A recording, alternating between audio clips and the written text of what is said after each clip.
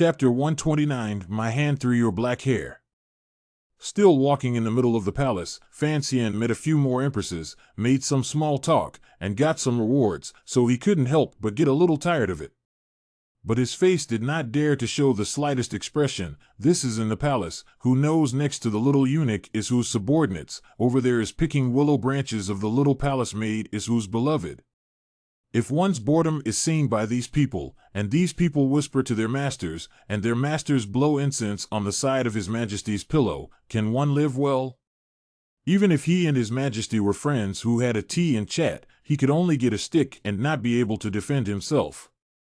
But think of the next to see a few masters. Fan Xian's heart returned to calm, even more a trace of cold and cool. Just look at the eyes of the palace is still slightly smiling full, seems to be very much looking forward to.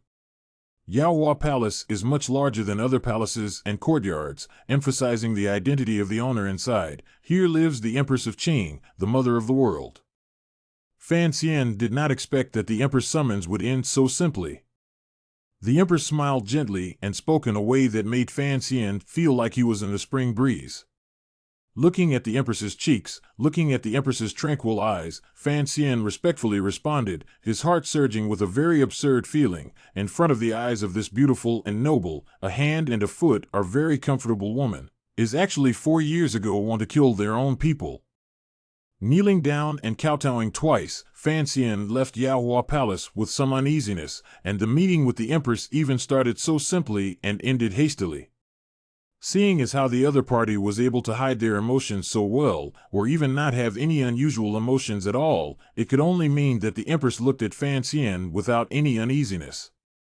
Fan Xian smiled, the corners of his lips slightly blooming, but in his heart he was cold. Perhaps he had overestimated his own importance after all. For these nobles in the palace, killing himself 4 years ago was just a very small thing, right? When they arrived outside the door of Guanxin Palace, the eunuchs who followed them all the way to the back cautiously, not daring to utter a single word in the atmosphere, and the courtesan, Xinger, was also wide awake, whispering to Fan Xian, Mr. Fan, please come in. Fan Xian raised his eyebrows, thinking that he hadn't passed himself on yet. He went in, but it was a bit unorthodox, and in case he was cut down by the princess mother-in-law's sword, who would he find to reason with? Lin Chongyi is not with this way. But he knows that today is not so horrible. These eunuchs and court ladies are just afraid of the princess for no reason. Rapunzel Liyunrui, the name has a few male, but is an extremely weak person. Of course, this is just an illusion.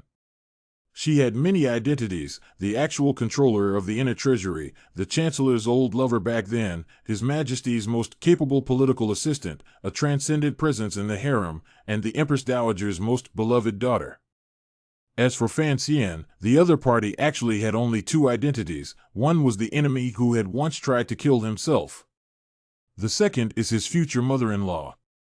Guanxin Palace through the silk cold, broad daylight, the palace door naturally did not close. Standing outside the door can be seen inside the planting of some sleeping cold plums, aversion to the summer of the orchid, the years of the bamboo, not open the daisy. The palace can be seen a lot of white veil in the gently fluttering. The overall feeling is like a fairy tale world of purity and tenderness. Fan Xian's brows were cleared for a moment, as if infected by the aura of this palace. A palace maid in her 20s or so appeared at the doorway and gave a slight salute to Fan Xian. This palace maid had extremely long eyebrows, but her eyes were somewhat cold, but her speech and body movements were still very polite, and she respectfully welcomed Fan Xian into the palace. Veil, all veil, Fan Xian was a bit stunned as he pulled away the white veil that greeted him. The veil in Guanxin Palace was much more than what he had seen in the back garden of King Jing's mansion the previous time. Surrounding the arrangement also looks a little strange, and the solemn atmosphere of the palace does not match, but some like a little girl to be in the middle of the girl's place to live. At the end of the heavy veil, there is a short bed couch. There is a woman wearing a light pink dress is lying there, one arm supporting the jaw. Between the waist naturally exudes a stream of wind, eyebrows and eyes like a picture, but the color is timidly attracting people to love. This is Fan Xian's first time to see his mother-in-law princess. Just like many people who first saw Princess Liyunrui, his jaw dropped. not knowing whether the woman in front of him is true or false, is the person on the painting or the fairy in the water. The princess is 30 years old this year, but her demeanor is like a 16-year-old young girl. Her eyebrows and eyes, and her straight black hair that naturally falls on top of her hands, are enough to make all the men in the world long for her.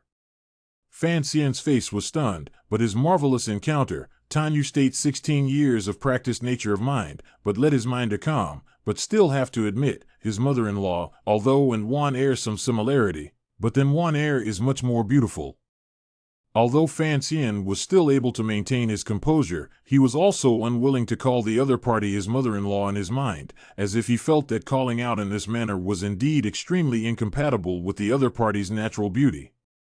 The princess glanced at Fan Xian, a glance that contained an unknown amount of content, timidly endearing, her pale lips slightly opening as she said, "Pick yourself up a chair and sit down, I have a bit of a headache."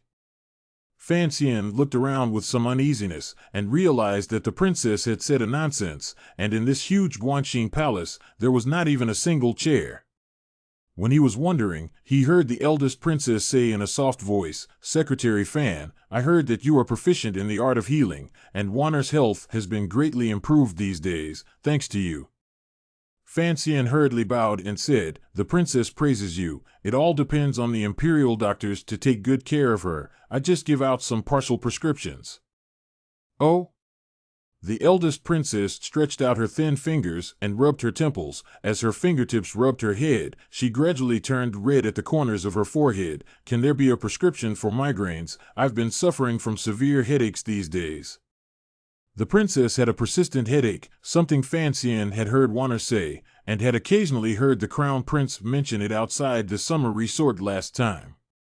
However, Fan Xian paid more attention to the princess's address to herself as well as her own name, and in a few words, the princess referred to herself as you and I, which made her seem particularly affectionate.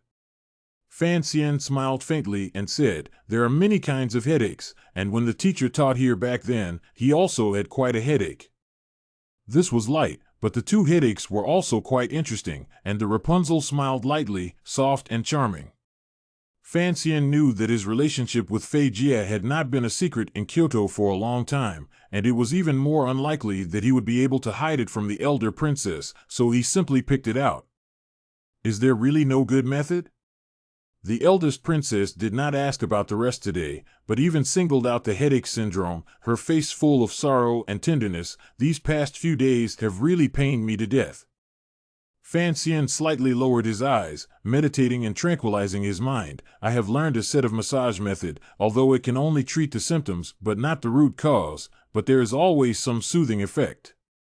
The princess' eyes lit up, and she softly said, "Then hurry up and try it." Fan Xian laughed bitterly. "This is afraid to be somewhat inconvenient." The princess hit her lips and giggled. "I can't imagine that the famous Fan de Kaizi in Beijing is actually still a small acidic student who holds the etiquette, not to mention the urgency of the disease, just to say that in a few days you will also be my son. And what are you afraid of?" Fan Xian looked at the other party's girl-like demeanor, and then associated with the other party's real age, should have produced a very disgusting feeling, but looking at the princess's tender cheeks, as clear as the first leaves of the eyebrow, it is really difficult to produce disgust. But listening to the word son, his heart still borne a hint of cold smile. "Face is a calm should say, elders have orders, how dare not obey?"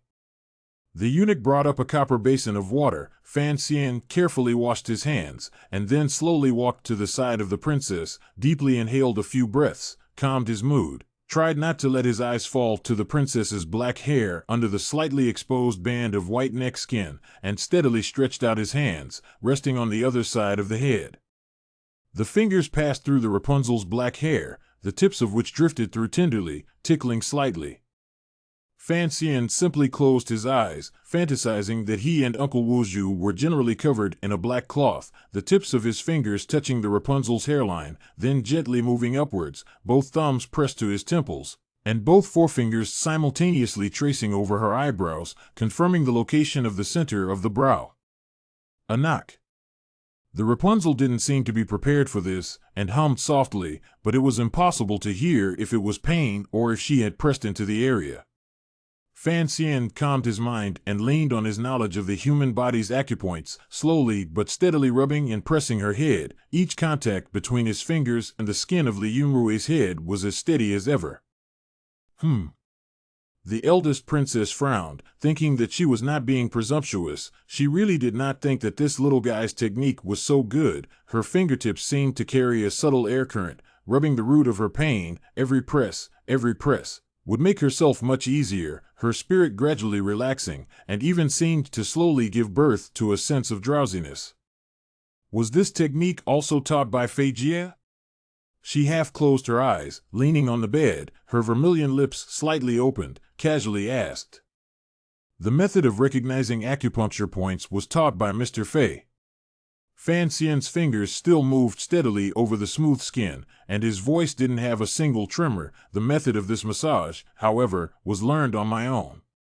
As the saying goes, when he was lying in a hospital bed in his previous life, he still had a trace of luxury to get back on his feet in the early stages, so that cute little nurse often helped him massage his legs and the muscles of his entire body, only to end up despairing later on. But as for the massage technique, Fan Xian had memorized it. Quite good. The eldest princess praised, and slowly closed her eyes again, enjoying the warm and relaxing sensation brought about by the pair of teenagers' hands. The Guangxing Palace was quiet, and the eldest princess' eyes stayed closed, her long eyelashes resting on top of her fair skin, trembling slightly, as she suddenly opened her mouth and said, "If you want to marry Wanner, you have to forget what happened 4 years ago." Fan Xian's finger lurched, resting precisely at a certain spot under the eldest princess's ear, a seemingly unusual but deadly point.